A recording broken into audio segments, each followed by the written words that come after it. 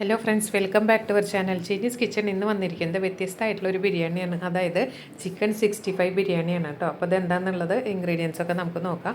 അതിനായിട്ട് നമ്മുടെ ചിക്കൻ കുറച്ച് മസാലയൊക്കെ പറ്റിയിട്ട് നമുക്ക് ഫ്രൈ ചെയ്തെടുക്കാനുണ്ട്. അതിനായിട്ട് കൂടുതലും കാശ്മീരി മുളക് പൊടിയാണ് നമ്മൾ യൂസ് ചെയ്തിരിക്കുന്നത് കേട്ടോ. അപ്പോൾ 1 കിലോ ചിക്കൻ, എല്ലില്ലാത്ത ചിക്കനാണ് നമ്മൾ എടുക്കേണ്ടത്. അതിലേക്ക് 1/2 ടീസ്പൂണ് മഞ്ഞൾപ്പൊടി, 1.5 ടീസ്പൂണ് കാശ്മീരി മുളക് പൊടി, ആവശ്യത്തിന് ഉപ്പ്, കുറച്ച് ചെറുനാരങ്ങ നീര്, പിന്നെ ഇതിലേക്ക് കൈവച്ചിട്ടൊന്ന് നന്നായിട്ട് തിരുമ്മി പിടിപ്പിക്കണം.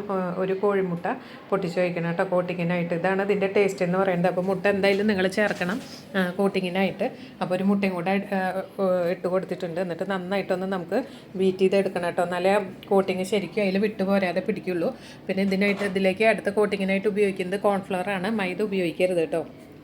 കോൺഫ്ലവറും മുട്ടയും ചേർക്കുമ്പോൾ ഒട്ടും ആ കോട്ടിങ്ങൊന്നും പുറത്ത് വരില്ല. പിന്നെ ഒരു 1.5 ടീസ്പൂണ് കോൺഫ്ലവറാണ് ഉപയോഗിച്ചിരിക്കുന്നത്. അത് അത്ര തന്നെ ഉണ്ടായിരുന്നുള്ളൂ. അപ്പോൾ അത് അതിലേക്ക് ഞാൻ മുഴുവൻ ഇട്ട് കൊടുത്തതാണ്. എന്നിട്ട് നന്നായിട്ടൊന്ന് മിക്സ് ചെയ്ത് കൊടുക്കാം. കോട്ടിങ് കറക്റ്റായാൽ തന്നെ നമ്മുടെ ചിക്കനിന് ടേസ്റ്റ് ഉണ്ടാവുള്ളൂ കേട്ടോ. ഇനി ഇതിലേക്ക് നമ്മൾ ബോൺലെസ് ചിക്കനാണ് 1 കിലോ എടുത്തിരിക്കുന്നത്. ഇതിലേക്ക് ഇട്ട് കൊടുത്തിട്ട് ഒരു 10-15 മിനിറ്റ് നമുക്കിതൊന്ന് അടച്ചു വയ്ക്കാം, മസാലയെല്ലാം പിടിക്കുന്നവരെ കേട്ടോ. പിന്നെ ഇതിലേക്ക് കുറച്ച് ജിഞ്ചർ ഗാർലിക് പേസ്റ്റും കൂടെ ഇട്ട് കൊടുത്തിട്ട് കൈ വെച്ചിട്ട് തന്നെ നന്നായിട്ട് തിരുമ്മി പിടിപ്പിക്കണം. നമ്മളത് ഒരുവിധം ഡീപ് ഫ്രൈ ആയിട്ട് തന്നെയാണ് എടുക്കേണ്ടത്. അധികം കരിഞ്ഞു പോവാതെ മൊരിഞ്ഞു പോവാതെ നല്ല സോഫ്റ്റ് ആയിട്ട് തന്നെ കിട്ടും കേട്ടോ. നമുക്ക് ചിക്കൻ 65 ആയിട്ട് ഫ്രൈ ചെയ്യാൻ ഈ മസാലയുടെ റെസിപ്പി തന്നെ നിങ്ങൾ ഉപയോഗിച്ചാൽ മതി. ബിരിയാണി നമ്മൾ നോർമൽ ഉണ്ടാക്കുന്ന ബിരിയാണിയൊക്കെ കഴിച്ച് മടുക്കുമ്പോൾ കുട്ടികൾക്കൊക്കെ വെറൈറ്റി ആയിട്ട് ഉണ്ടാക്കി കൊടുക്കാം. ഇനി ഇതിനായിട്ട് മെയിൻ ഇൻഗ്രീഡിയൻ്റ് എന്ന് പറയുന്നത് തക്കാളിയാണ്. ചെറിയ തക്കാളിയാണെങ്കിൽ 3 എണ്ണം, വലുതാണെങ്കിൽ 2 എണ്ണം പൊടിയായിട്ട് അരിഞ്ഞു വെച്ചിട്ടുണ്ട്. പിന്നെ കുറച്ച് പാലിൽ കുങ്കുമപ്പൂവ് ഇട്ട് വെച്ചിട്ടുണ്ട്. പിന്നെ ഒരു 3 സവോള അരിഞ്ഞ് ഇതുപോലെ എണ്ണയിൽ വറുത്ത് കോരണം കേട്ടോ. അപ്പോൾ നമ്മുടെ ചിക്കനൊക്കെ ആയിട്ടുണ്ട്, ഫ്രൈ ചെയ്തെടുക്കുകയാണ്. ചിക്കൻ ഫ്രൈ ചെയ്യുന്ന വീഡിയോ ഒക്കെ കുറേ ഇട്ടിട്ടുള്ളത് കൊണ്ട് വീഡിയോ ലെങ്തി ആവാതിരിക്കാനാണ് കേട്ടോ ഇങ്ങനെ ചെയ്യുന്നത്. ആ സമയം കൊണ്ട് തന്നെ നമുക്ക് ഇതിലേക്കുള്ള റൈസ് വേവിച്ചെടുക്കാം. റൈസ് വേവിക്കുന്ന വീഡിയോ നമ്മൾ ഇട്ടിട്ടുണ്ട്. ഞാൻ ബസ്മതി ജീര റൈസാണ് എടുത്തിരിക്കുന്നത് കേട്ടോ. നിങ്ങൾക്ക് വേണമെങ്കിൽ ലോങ് റൈസ് എടുക്കാം. പട്ട ഗ്രാമ്പൊക്കെ ഇട്ട് അരി വേവാൻ വയ്ക്കാം. അരിയും ഇതും ഒപ്പം നമ്മൾ ചെയ്യണം കേട്ടോ ചിക്കനും. ഇനി ഇതാ നമ്മൾ വറുത്ത വെളിച്ചെണ്ണ ഓയിൽ തന്നെ ഒന്ന് അരിച്ചൊഴിച്ചിട്ടുണ്ട്. സെയിം ഓയിൽ തന്നെയാണ് ഉണ്ടാക്കുന്നത്. അതിലേക്ക് കുറച്ച് കാശ്മീരി മുളക് പൊടിയും കുറച്ച് മഞ്ഞൾപ്പൊടിയും ആദ്യം ഒന്ന് മൂപ്പിച്ചെടുക്കുന്നത് നമുക്ക് നമ്മുടെ ഗ്രേവിക്ക് ഒരു കളർ കിട്ടാൻ വേണ്ടിയിട്ടാണ് കേട്ടോ. ആദ്യം തന്നെ ഇത് ഇടണം, മസാലയൊക്കെ ചേർക്കണതിന് മുമ്പ് നല്ല കളർ കിട്ടുള്ളൂ. ഇതിലേക്ക് നമുക്ക് 3 തക്കാളി പൊടിയായി അരിഞ്ഞ് വെച്ചത് നമുക്ക് ചേർത്ത് കൊടുക്കാം. ഇതൊന്ന് വഴണ്ടി വരുമ്പോൾ നമുക്കിതിലേക്ക് മല്ലിയില, പുതിനയില പൊടിയായി അരിഞ്ഞത് നല്ലോണം ഒരു കൈപ്പിടി ഇതിലേക്ക് ചേർത്ത് കൊടുക്കണം കേട്ടോ. അരച്ചിട്ടല്ല നമ്മളിതിലേക്ക് ചേർക്കുന്നത്, പൊടിയായി അരിഞ്ഞിട്ട് തന്നെ ചേർത്ത് കൊടുക്കുന്നത്. പിന്നെ ഇതിലേക്ക് ജിഞ്ചർ ഗാർലിക് പേസ്റ്റ് കുറച്ച് ഇതിലും നമ്മൾ ചേർത്ത് കൊടുക്കണം.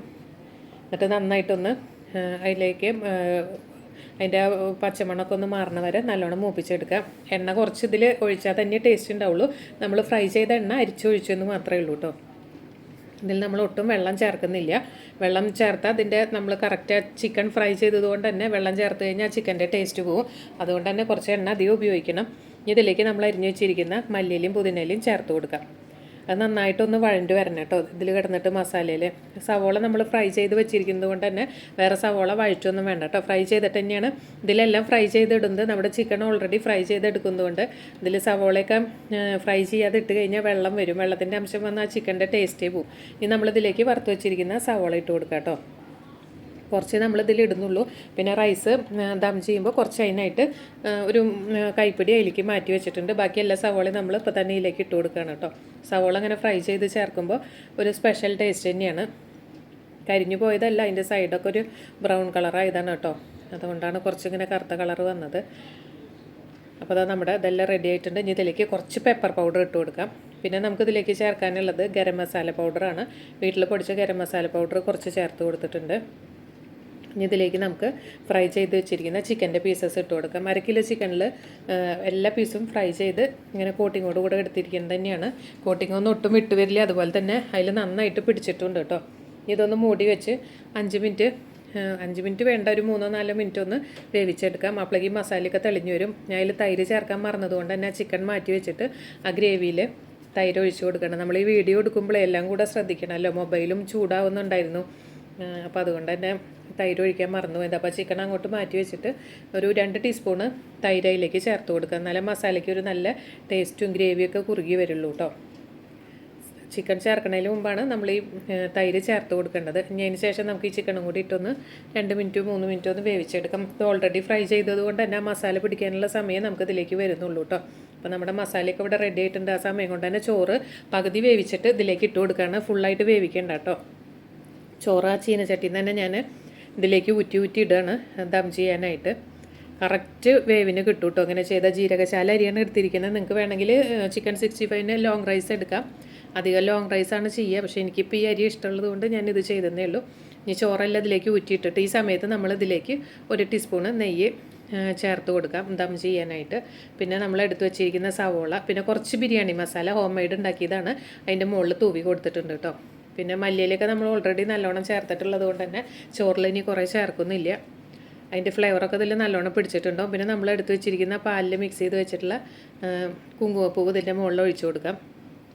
ഇതിൽ അണ്ടിപ്പരിപ്പ് അതൊന്നും നമ്മൾ വറുത്തിടുന്നില്ല കേട്ടോ. ഇങ്ങനെയാണ് ബിരിയാണി. ഇതിൻ്റെ മുകളിലൊന്ന് ദം ചെയ്യാനായിട്ട് അതൊന്ന് ചതക്കല്ല് കയറ്റി വെച്ചിട്ടുണ്ട്. ഇപ്പോൾ നമ്മുടെ ബിരിയാണിയൊക്കെ ഒരു മണിക്കൂറിന് ശേഷം കഴിക്കാറായിപ്പോൾ ഒന്ന് എല്ലാം മിക്സ് ചെയ്തെടുക്കുകയാണ് കേട്ടോ. അപ്പോൾ അതാ അടിപൊളിയായിട്ട് തന്നെ വന്നിട്ടുണ്ട്. നിങ്ങളെല്ലാവരും ഒന്ന് തീർച്ചയായിട്ടും ട്രൈ ചെയ്ത് നോക്കണം. എല്ലാ ബിരിയാണികളിൽ നിന്നും കുറച്ച് വ്യത്യസ്തം തന്നെയാണ് ഇതിൻ്റെ ടേസ്റ്റ് എന്ന് പറയുന്നത് കേട്ടോ. അപ്പോൾ ഗസ്റ്റൊക്കെ വരുമ്പോൾ നിങ്ങൾക്ക് ഉണ്ടാക്കാൻ പറ്റിയിട്ടുള്ളൊരു ഐറ്റം തന്നെയാണ്. അതിൻ്റെ കൂടെ ഇനി വേറെ കറിയൊന്നും വേണ്ട. ഒരു സാലഡും പിക്കിളും ഉണ്ടായി കഴിഞ്ഞാൽ അടിപൊളി ചിക്കൻ 65 ബിരിയാണി അധികാരം ചെയ്യാത്തതായിരിക്കും. അപ്പോൾ നമുക്കും പാർട്ടികളിലും ഗസ്റ്റൊക്കെ വരുമ്പോൾ ഒരു താരായി മാറാം. അപ്പോൾ നന്നായിട്ടൊന്ന് മിക്സ് ചെയ്തെടുക്കുക. അപ്പോൾ അത് നല്ലോണം മിക്സ് ചെയ്തെടുത്തിട്ടുണ്ട്. ബേ ലീഫൊക്കെ ചോറിലിട്ട് കൊടുത്തതായിരുന്നു കേട്ടോ. അതിലേക്ക് ഇട്ട് കൊടുത്തതേ ഉള്ളൂ. അപ്പോൾ അതൊക്കെ ഒന്ന് സെർവ് ചെയ്ത് കാണിക്കുകയാണ്. അപ്പോൾ എല്ലാവരും തീർച്ചയായിട്ടും ഇത് ട്രൈ ചെയ്ത് നോക്കണം. കുട്ടികൾക്കൊക്കെ ഇഷ്ടമാവും. എന്ന് വെച്ചാൽ ബോൺലെസ്സും ആണ്, പീസ് നല്ല സോഫ്റ്റാണ്. പിന്നെ ഗ്രേവിയിൽ വെള്ളമൊന്നും ചേർക്കാത്തത് കൊണ്ട് അടിപൊളിയായിട്ട് തന്നെ വന്നിട്ടുണ്ട്. അപ്പോൾ എല്ലാവരും ഒന്ന് സബ്സ്ക്രൈബ് ചെയ്യുക. അടുത്തൊരു വീഡിയോ ആയിട്ട് വരുന്നതായിരിക്കും. Thank you.